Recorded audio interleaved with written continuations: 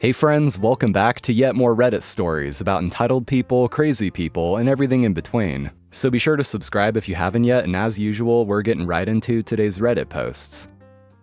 Karen upset by flower's name. I was at Home Depot this morning browsing the clearance flowers, and had my phone out to read up on the planting requirements of some of the ones I was considering. A Karen came over and started looking too.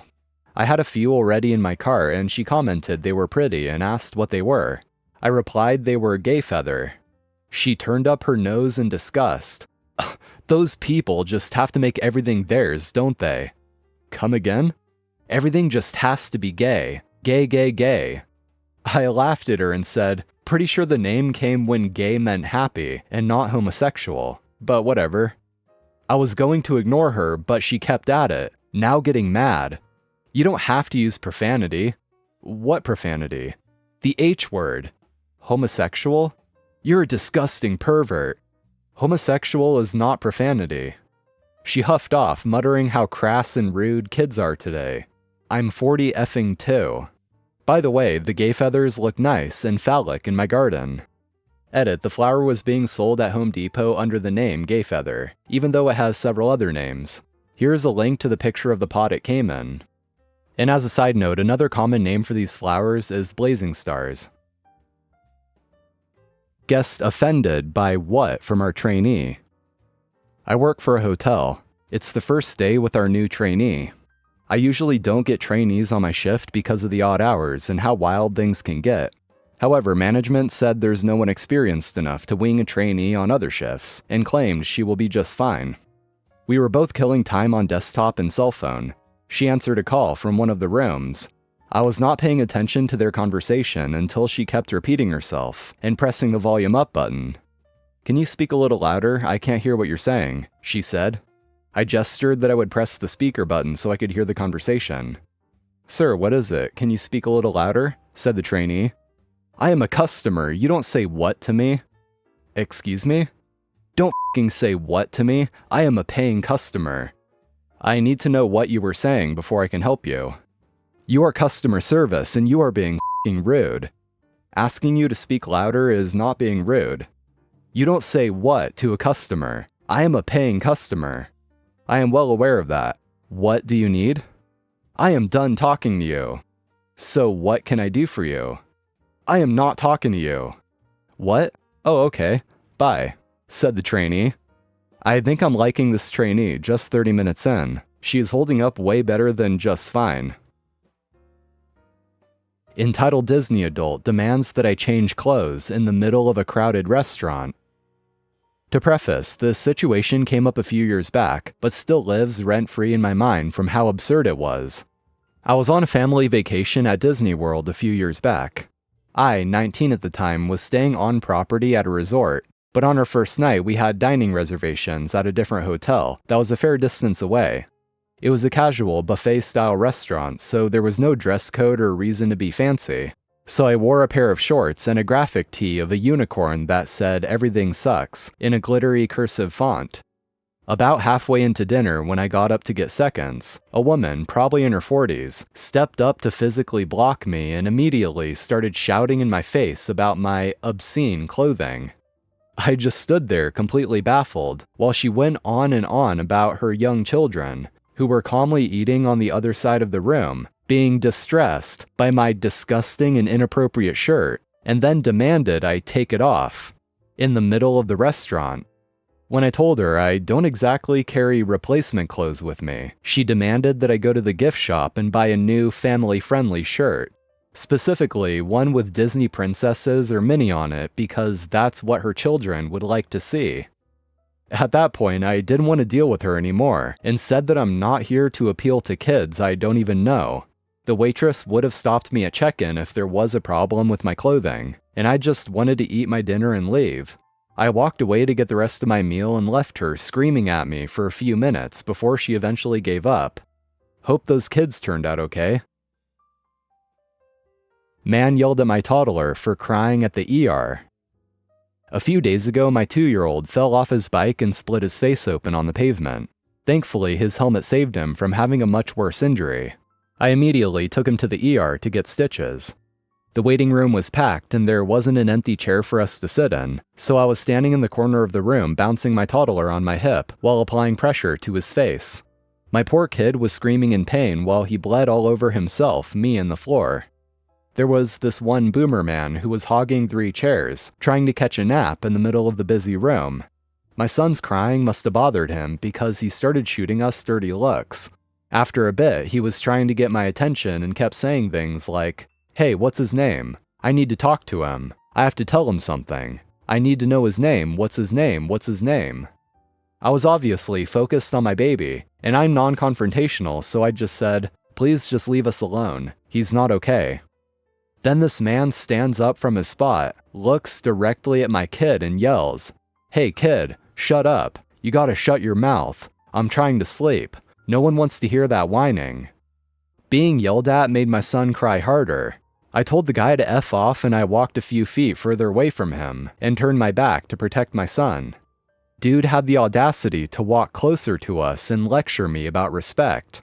Said I needed to teach my son how to be respectful. He went on a rant about how gentle parenting is ruining children. He even threatened to call security on my son and I. Thankfully, security heard the yelling and came to check on us. We got called into our room to see the doctor minutes later and didn't have to share space with the boomer anymore. Hours later, when I was waiting at the nurse's desk for our discharge papers, I overheard a nurse talking to the boomer. Turns out his big emergency was a fever and vomiting. The nurse offered him Tylenol, Advil, and apple juice. Really, that's it. It's been a few days since this happened, but I can't stop thinking about it. I wish I would have said more to him. Almost accidentally killed the guy because they needed to ask me a question. I'm an arborist and was working at a retirement home clearing hazards, pruning, and doing general maintenance of their trees. The work order said there was a 15-inch diameter pine that needed to be felled, so I walked behind a building to find said tree. Easy fell, no biggie. I start cutting a notch and notice an older couple watching me. No problem, as they were a safe distance away. I double-check my notch to make sure it's pointing in the right direction and everything looks good. The couple is still there watching. I scream back cut and start in making the final cut. I get everything cut to where it needed to be, and I glance up as I'm about to push this tree over, and this dude is standing literally 10 feet in front of me. I am terrified and start yelling at this dude to get the F out of the way. He says he needs to ask me a question. I continue gesturing and yelling at him to leave the area immediately, because this tree could fall any second, and it's going to kill him. This idiot gets offended and says while crossing his arms, "Son, don't yell at me." I'm at a loss and walk in front of the tree that could now land on us both at any moment, and grab this dude by the shirt and drag him to a safer spot while losing my mind on him. He is pissed. I'm pissed. I assume the wife is pissed. I tell him not to effing move. I walk back to the tree and give it a gentle push, and it comes crashing down right where we were standing. I look over at him, and he still wants to ask me whatever question. I told him to F off and took a walk to decompress. Still can't believe it. Anyway, that's my almost killed a guy over an apparently very important question story. To answer the question, 1. Yes, the whole place was told that we were doing tree work and to not come near us.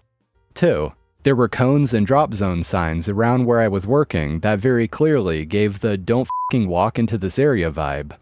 3. My man walked past the signs, through the cones, across the field and straight to me. But yes, I should have had another dude with me to play defense. And yes, I didn't think about dementia, which also could have been at play. You want me to clear the dead grass or I'll be fined? I will clean exactly my property. Disclaimers: on mobile, non-English speaker, not in the US. The story started in 2017, was repeated every year until this year, and I have promised my father-in-law to repeat the compliance if it happens again. My in-laws used to live just outside of town. They moved this past fall to my mother-in-law's home island, and we moved into their place. And when I say just outside, I mean about 2 meters outside of the city plan. To be exact and important for later, the city plan reached up to the middle of the dirt road that separated their property with the neighboring one. So back in spring of 2017, my in-laws received a letter from the city council about cleaning their property from dead grass in preparation for summer due to fire hazards, or they would be fined. The letter and the deadline end of May were normal. What wasn't normal was the area named. It was their property, the property next to them inside city limits, and the road in between. My father-in-law took the letter to the council and explained that the property next to him didn't belong to him and couldn't clean it. They appeared to accept it, but something was nagging him. Now, my father-in-law had worked in exactly 2 companies in his life, both of them handling big government contracts, and his main job was to take care of red tape and government bureaucracy. So he found the exact law that said that the owner was responsible for their property, and the city was responsible for any roads and any properties inside city limits that an owner couldn't be found. He had also found through his connections that the local council was under investigation for misappropriation of funds, including the funds for cleaning lots that were considered fire hazards.